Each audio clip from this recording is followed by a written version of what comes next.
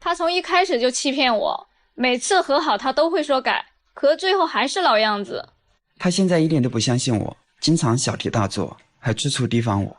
是他的种种行为让我越来越失望，我真的不知道该结婚还是该分手。我现在就想和他2个人好好过日子，他为什么就不能相信我了？有请这对嘉宾，有请。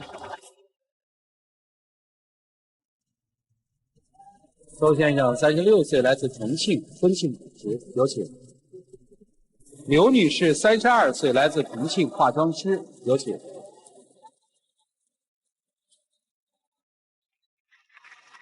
欢迎两位啊！是打算要结婚了是吧？我们现在就是处于备婚状态，就开始筹备婚礼这块了。哦，就筹备婚礼是吧？啊，对。结婚证领了吗？还没有。哦，就是在准备结婚的这个对最关键的阶段。对，就是在这个阶段吧，我就特别犹豫，我不知道是该选择结婚还是选择分手。到这儿又犹豫了啊？对。谈了几年？3年了。过去是同事吗？一个主持，一个化妆。我们之前不是同事吧？就是说他去的活动，我俩都能碰得见。然后我们俩就是17年的时候就认识了，谈了2、3个月。然后当时吧，我就觉得，我想看他是不是对我真心的，我就想让他给我发个朋友圈，把我照片。然后他当时也同意发了吧。然后我就无聊的时候，我就用小号去看他朋友圈，结果我看不到，他设置了一个仅我一人能看见。然后呢？当时我就特别的气，然后我就想吧，这才交往2、3个月，他就对我耍心眼儿，这以后结了婚，那指不定他还能干啥呢。然后我就当时选择分手了。分手了？对。那后来怎么又好上了？分手了过后吧，其实还挺喜欢他的，挺难受的，也挺后悔的。有时候看见他跟那些女生谈笑风生的，然后我心里也特难受。对，你跟人分手了，人当然可以谈笑风生了。对，然后他就去年的5月份又来找我复合了。等，去年的5月份。对。至少等于分手了半年之后，对吧？是的。分手了1年半的时间。分手1年半的时间，你又去找人家了？对，分手了1年半，中间我也交了一个女朋友。我在心里面和她比较了一下，我觉得当初她对我做的点点滴滴，我觉得还是她对我是真心的。我又鼓起了勇气去找她，希望和她和好。哦，你又交了一个女朋友，这无所谓，你分手了可以有交女朋友的权利。对，你还在心里又比较了一下。对，和那个女朋友也分手了嘛，然后我就去找她，希望和她好好的在一起。当时就是特喜欢他吧，最后他来复合吧，然后我也就答应了。其实我一直都对他是真心的，而且我们和好之后，我带他去见我爸妈呀，带他去见我朋友啊，希望我们可以好好的在一起。我俩就是婚庆公司的嘛，然后他就把我介绍到他们公司去上班，然后都感觉还挺好的。然后后来就是我体检的时候，体检到就是要做个手术，结果我手术的时候压根我就没见过他。然后手术好了过后吧，我给他打电话，打几10个电话，他也不接。他跑去跟人家过生日去了。因为这个事情嘛，我也给你解释了，我不是给朋友过生日，那是一个客户，我是维护我们今后的这种关系。我也并没有说扔下你不管，我给我妈妈打电话，让我妈妈过来照顾你的。我当时也觉得我妈妈照顾她的话，应该肯定是比我照顾的要仔细一些。那你妈妈照顾我和你照顾我一样吗？那我当时不是特需要你的照顾吗？怎么就不一样了？我觉得我妈妈照顾的话，应该比我照顾的要好呀。而且完了之后，我也是第一时间赶回来弥补你。跟客户的安排是提前安排好的，是这意思吧？对。女生的手术是临时安排的，是吧？是。是一个门诊手术还是一个住院手术？就是住院手术，阑尾炎。你走的时候跟女生说了吗？说我还有这么一个客户。根本就没跟我说。我当时没跟他说，我是怕说了之后，因为我不在嘛，怕他心里面有些担忧啊，会影响他做手术这个心情，所以就没有。那我当时怎么想呀？我从手术出来，我就需要你的照顾，压根就没看见你人。我打几10个电话你都不接。我也是为了我们今后更好的生活呀。然后出院回去，我就以为他真的就会补偿我，好好照顾我。然后咱俩就看电视，看着看着吧，他突然就当着我的面给他前女友打电话。然后我当时就懵了。干嘛呢？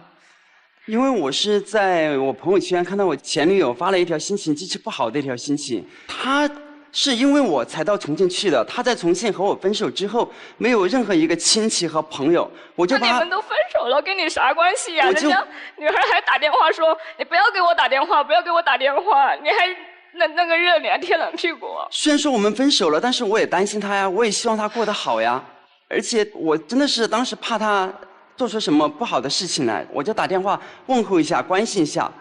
那我才做了手术，你不应该是关心我吗？其实不是你想的那样，当时我也跟你说了，我觉得在我能力之内，不管说是我的前女友还是我的朋友，我都愿意去帮助他们。那女孩子还说让你别给你打电话，你还要给人家打电话。那女孩子如果说哪一天说我心情不好，勾勾小指头，你不是也屁颠屁颠的去了呀？不会的，你要相信我，也要相信你自己。行吧。后来呢？然后当时我就没力气跟他吵，就去看他手机的聊天记录，然后就突然翻到聊天记录，就是我们化妆公司的一个摄影师，是个女的，我就看到她跟人家聊暧昧了，叫人家亲爱的呀、宝贝儿呀这些。实际是他那样叫我，我回应了一下。其实叫什么亲爱的呀、亲啊，我觉得现在是一种网络用语。公司那么多女的，为什么你就叫她一个人亲爱的宝贝儿？那你也没叫我一次啊。当时我也跟你说了，我和他认识，在没有认识你之前，我们认识了很多年，有的时候开开玩笑啊什么的，没有你想的那么复杂。这玩笑能乱开吗？是个女孩子我都不能接受，好吧？后面实在忍不了了，我就提分手了。分了吗？分了。分了怎么又好了？就年底的时候，他们公司嘛，就是搞一个活动，他打电话。你等于离开他公司了是吧？对，我分手了，我就走了，没在那儿了。然后他就举办一个活动嘛，然后他就把我连哄带骗的，然后就去了那个活动现场。然后他就抱着一束花，然后唱着歌，然后就过来给我就是道歉、复合什么的。这么高调啊！然后当时人太多了，有太多以前的同事啊、朋友也去了嘛。然后当时我就被那个气氛，也就架在那儿下不去了。这后来咋就成求婚了？我就莫名其妙就答应求婚了，我自己都还懵着呢。是这么和好的？这事儿都没说清楚，就是唱个歌。对，然后当时就是那个人太多，气氛在那儿架着了。因为我们分手之后，我还是回想了我以前的点点滴滴，觉得很多事情做的还是欠妥。我想了一下，我觉得还是想和他在一起，然后我就买了束花，然后请求他的原谅。当时有很多公司的同事在旁边起哄说让他嫁给我，让他嫁给我，我就说了一句：“你嫁给我好吗？”然后他就不是你的意思就是你求婚也是被嫁的吗？当时是想复合的，但是很多朋友在旁边起哄，我就说了一句：“你嫁给我好吗？”哎呦，傻姑娘哦！当时就是阴差阳错的，他也跟我说错就错吧，咱就将就错下去就开始结婚吧。然后我俩就开始去备婚啊，准备这结婚的这些东西。后来去订了婚纱照，然后我们约定了时间，到了时间点他也不来。那我为什么不来呀？人家所有女孩子求婚都有戒指，你给我戒指了吗？我特想要一个戒指，你都舍不得给我买。但是我送给了你一个特殊的礼物啊。什么特殊礼物呀？不就一个口哨吗？那口哨你说我有用吗？对你来说那是一个口哨，但是对于我来说它是独一无二的求婚礼物。什么口哨？就是可以吹响的一个口哨。这是你亲手做的？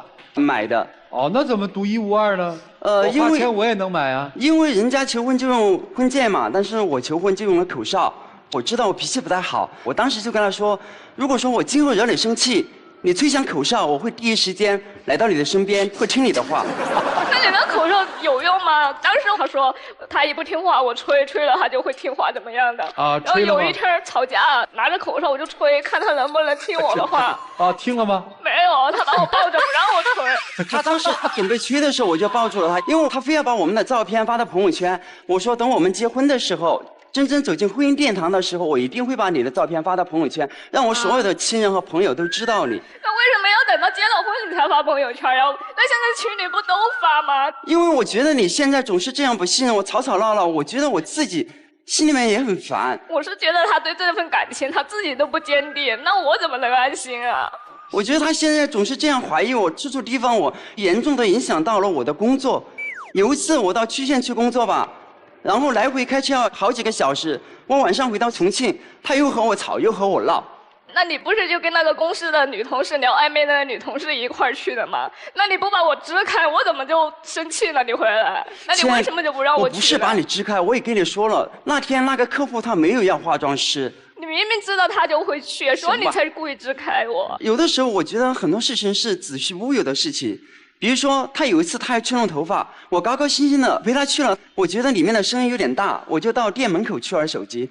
他又觉得我是在和其他女生聊暧昧啊什么的，又和我吵。那你在店里面不是看得好好的吗？你要不是心里有鬼，你往外面跑什么呀？当时里面的声音太吵了，所以说我到店门口去玩，我觉得比较安静一点。我在镜子里面反光我都看见了，他就一直在那里跟人家聊得可开心了，还在那打字。我看了一个搞笑的段子，然后我就评论了一下。那今天我问你，你也对我发那么大的火？因为当时我也是气不打一处来嘛，因为你总是这样怀疑我。就因为这个事情吧，他又给我爸妈告状。因为我觉得我管不了他，我只能让叔叔阿姨就是多说说他。你们俩为什么不分手啊？这样闹这么多别扭。现在分的话也就不好，因为我俩不是都订婚了吗？婚纱照也拍了。酒席也定了，彩礼钱他也给我家了。你说现在如果退的话，退了彩礼，退了婚席，为了自己的幸福嘛，这有什么呀？那咱都走到这一步了，所以我自己现在就是特别纠结，到底是该结婚还是分手。就是如果说这个能退酒席的话，你选择不结了是吧？不是说退酒席不结了，就是说现在他爸妈、亲朋好友都知道。你说那没关系嘛，你自己觉得合不合适嘛？我自己也特别纠结，后悔不？我说实话，我不后悔。哎，你为什么一而再再而三的折腾一个女孩啊？其实有的时候我不是折腾她，是她不信任我，处处提防我，真的是这样。不是你心里面到底有没有她吗？我心里面肯定有她呀，不然的话我们分分合合好几次，我不会主动的去和她和好。但是是她自己不信任我呀。就拿前段时间来说吧。我从外面回去，他总是问我：“你到那个地方去干嘛呀？到那个地方去干嘛呀？”我就觉得很好奇，我到什么地方去了，他怎么知道？后来在我们的吵架当中，他才说他在我手机上面关联的一个软件，他随时随地知道我在什么地方待了多久。我觉得这是对我的不信任，对我的不尊重。那你要是给我安全感，那我会那样做吗？那我为什么这么做呀？我就让他把这个软件卸掉，然后他也不卸，他拿要退酒席来威胁我。那我不是说计划后面我不是没退吗？我也知道现在都走到这一步了，要退的话咱也得深思熟虑，不是吗？本来我们准备结婚了嘛，然后去看了一套房子，我说写我们2个人的名字，他非要写他1个人的名字，为什么要写你1个人的名字？写我们2个人的名字不是更好吗？那你也都跟我结婚了，你干嘛就不愿意写我的名字呢？那我写我的名字也是给我自己一点保障而已啊！你现在都这样子了，那以后如果说你再做出什么事怎么办？签我的名字的话，以后如果你再做一点出格的事，至少说你还能有点顾忌吧。如果说你给我1份信任，我给你100%的满意。虽然说我现在做的很多事情你有点怀疑，但是我敢向你保证，我没有做一件对不起你的事情。只要你信任我，我会好好的对待你，珍惜你，爱你，我也不知道呀。男生，你觉得跟这个女生的恋爱也好，结婚也好，是对她的恩赐吗？我觉得一半的一半吧。换而言之，你跟她在一起，你是有很强的心理优势的，对吧？也没有什么优势啊，我觉得她也挺漂亮的，也是我喜欢的类型啊。不然的话，我不会反反复复。不然的话，你不会这个一而再、再而三的在一个女孩身上反复这样。这个我们也理解。然后我就想，你这一辈子非她不嫁吗？也不是说非他不嫁吧。我现在感觉就是非他不嫁。没有，就是我觉得分分合合这3年来，就是我还是挺喜欢他的。我也就是说现在特别纠结，现在婚也定了，啥都弄好了。是。你说我现在也就是不知道该怎么办了。如果抛开一切这些东西，你们就是不合适，可能曾经很合适，但是现在因为各种原因彼此伤害很深了，你还会硬着头皮结这个婚？我就是不知道，我就是自己就是特别纠结。先生是一定要结婚的是吧？我是想，只要他信任我，我也会好好的。他信任你可能非一日了啊，可能也许未来30年你们在一起生活，你的妻子会对你很好，但是他可能就这么一直不信任你了，你还结吗？不结。我要问的其实已经问完了，在这段故事里面，我只有一个谜题是没有搞清楚的，咱们一起找答案好不好？就是为什么2个人分分合合的还那么不舒服，那么不痛快，还非要在一起？我们听听老师们的意见，一起进入丘比特问卷。在筹备婚礼的过程当中，来到了爱情保卫战，这说明女生内心的纠结迷茫，她真的走不出来了。男生，你在我眼里，你才是一个资深的化妆师，你自己给自己化着浓浓的妆，当然这种妆它叫伪装。你耿耿于怀于你的未婚妻对你特别敏感，为什么？因为你需要被敏感。你又耿耿于怀于你的未婚妻对你不信任，这是因为你无法被信任。你们反反复复几次，每一次他都有前科。女生，你不要太自信，自己力量的强大，能够去真正的改变他。我们说女生有时候她真的是一个感性动物，一旦男人在你的面前痛哭流涕、痛改前非，你会自己去说服自己，让自己去相信对方，他只是一时的糊涂，然后呢，飞蛾扑火，结果引火上身。一次的痛苦不够，还要一次次的痛苦，最后变成了无数次的痛苦。我说你应该明白，口中的忏悔还是心中的忏悔，是需要你自己心里考量一下，好吗？好，谢谢。好，谢谢包红兄。男生，你就把他当成一个随叫随到的备胎啊！你交了那么多女朋友，一个一个拿来跟他做比较，在心里比较一番以后，发现哦，还是他可以骗得那么轻松，可以听我话一些，我再翻回去找他吧。你太不尊重他了，你当着他的面儿给你前女友打电话，你把他当什么呀？所以你是什么情况啊？你找到了一个可欺可骗的人，但又不甘心跟这个人结婚，但是你又得吊着他，因为这个人不足以满足你的虚荣心，你需要这些周围的女性给你带来光环，但你又需要有一个贤妻，你哪边都想要，你什么都得不到的。跟女孩，我就跟你说一个事实哈，一个男生在社交圈，就是自己的朋友圈，屏蔽你或者冷藏你，有几种情况。第一种情况，你是第三者，见不得光；第二种情况，他正在或者未来打算搞暧昧，如果公开了你，就影响了他拈花惹草；第三种情况，他觉得你条件不够好，拿不出来炫耀；最后一种情况，他和你只是将就，你不在他未来的计划当中。这四种情况你自己对号入座，但我相信你心中早就已经有答案了，你只不过就是不愿意承认和面对去接受这个事实。那接下来你的问题就是你要做一道选择题，你的人生从此之后是要一直被隐藏的、冷藏的过日子，还是大大方方亮出你的幸福？如果你接受了这种被欺骗、被冷藏、被不尊重的话，你能忍受得了，那你就继续；如果你觉得这样的人生不值得的话，退彩礼。谢谢。好，谢谢肖娜老师。我问女方一个假设性的问题，刚才我听到说是要结婚还是要分手，是因为你们已经定了婚期，包括已经通知了双方的家属，已经付了彩礼。那我们假设一下，这个婚期没有定，也没有通知双方的家人，那你会做什么选择？我还是挺喜欢他的。他舍不得，还是舍不得。也就是说，刚才那些仍然还是你的借口。你虽然谈过2次分手，但是一旦复合，你有几个要，在我这里面印象非常深刻。第一，要官宣；第二，要婚纱在工作账号上发布；第三，要房产只写你一个人的名字。这些都想证明你们的关系，是不是？恰恰你的这一点，让你的男朋友有了一种安全感，只要我一求你，你就会复合。只要复合了，你就害怕跟我断了这层关系，还当着你面给前女友打电话。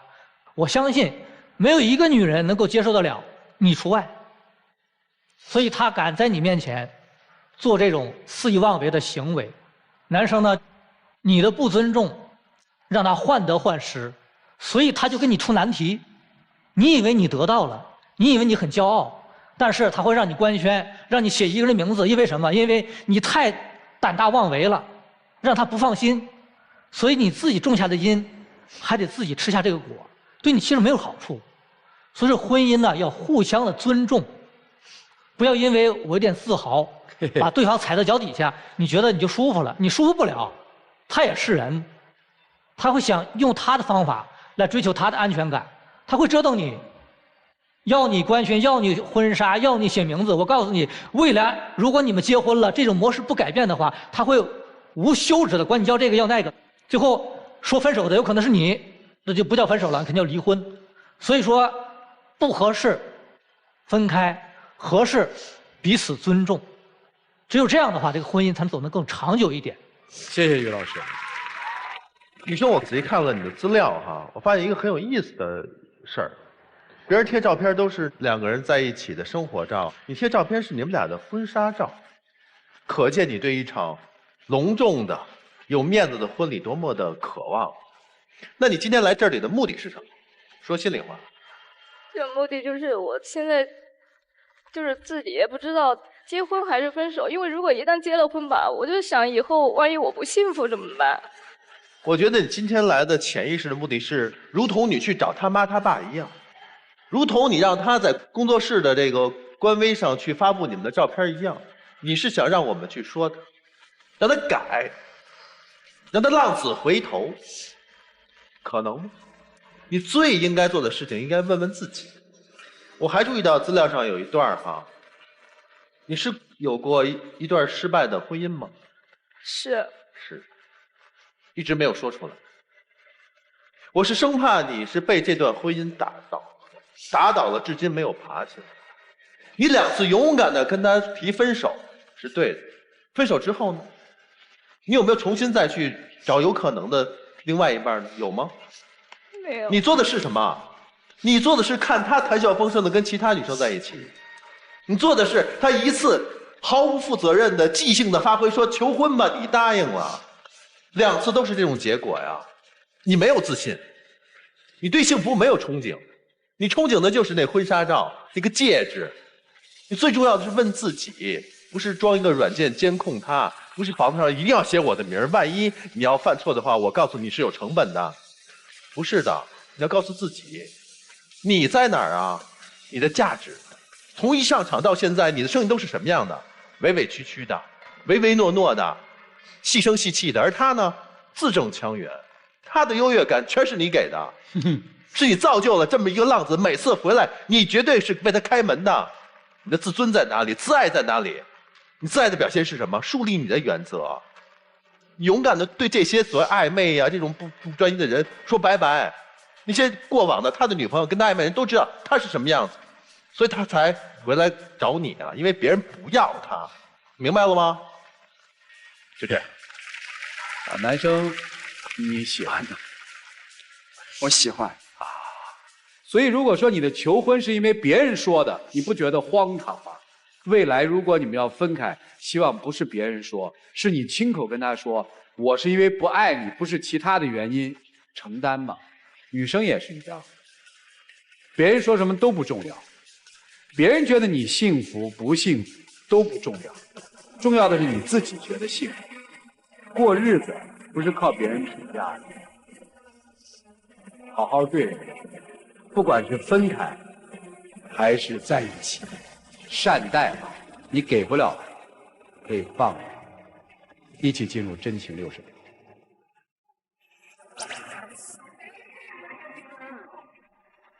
亲爱的，在人海茫茫当中认识你，我觉得是我最大的荣幸。在一起3年的时间，我们吵过、闹过，但是我相信我们更多的是幸福和甜蜜。今天，我当着所有的嘉宾老师的面，我我向你保证，在今后的生活当中，我一定会照顾你、关心你、疼你、爱你。不管是今后贫穷也好，富贵也好，我永远都陪伴你，不离不弃。只要你不离，我永远不弃。我知道在以前的生活当中，我有做得欠妥的地方，但是我今后，我一定会好好的改正。希望我们可以一起走进婚礼的殿堂，让你做我心目中最漂亮的那个女孩。其实3年了吧，我觉得分分合合很多次了，所以这次你也让我考虑一下吧。哎呀，我以为要主持婚礼的了，那段词背得不熟哎。我看他们主持特别好，什么不管是贫穷、疾病、富贵与什么什么，那都是大排比，你只用了一个。我刚刚不是在背，是发自我内心的想对他说的话。听明白了，我肤浅了，谢谢两位，来，请回，请回。来，请关门。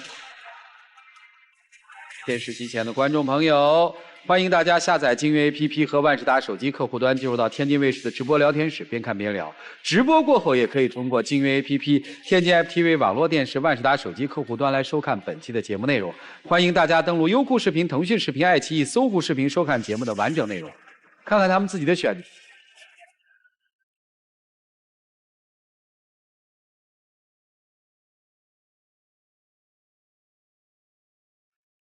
还有话跟他说吗？我想借此就说几句，不管我们以前发生了什么，你知道我性格是这样比较外向的，但是我对你的心是真的。我以前是做过一些可能欠妥的事情，但是你永远在我心里。如果说还有机会的话，我一定会好好爱你一辈子。所以你回去之后要，希望用我的实际行动去证明，我会好好照顾他。哎，你别老是跟那个台上那些话，你就掏点心里话，就那么难吗？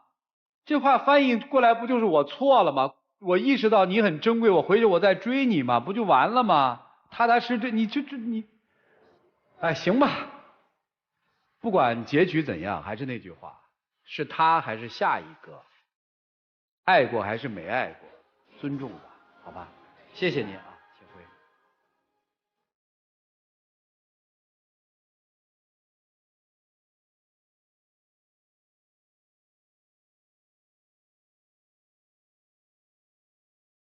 还是那句话嘛，其实生活的选择是他们在做，我们给到的是角度。希望通过今天的节目，男生能够真的有所反思。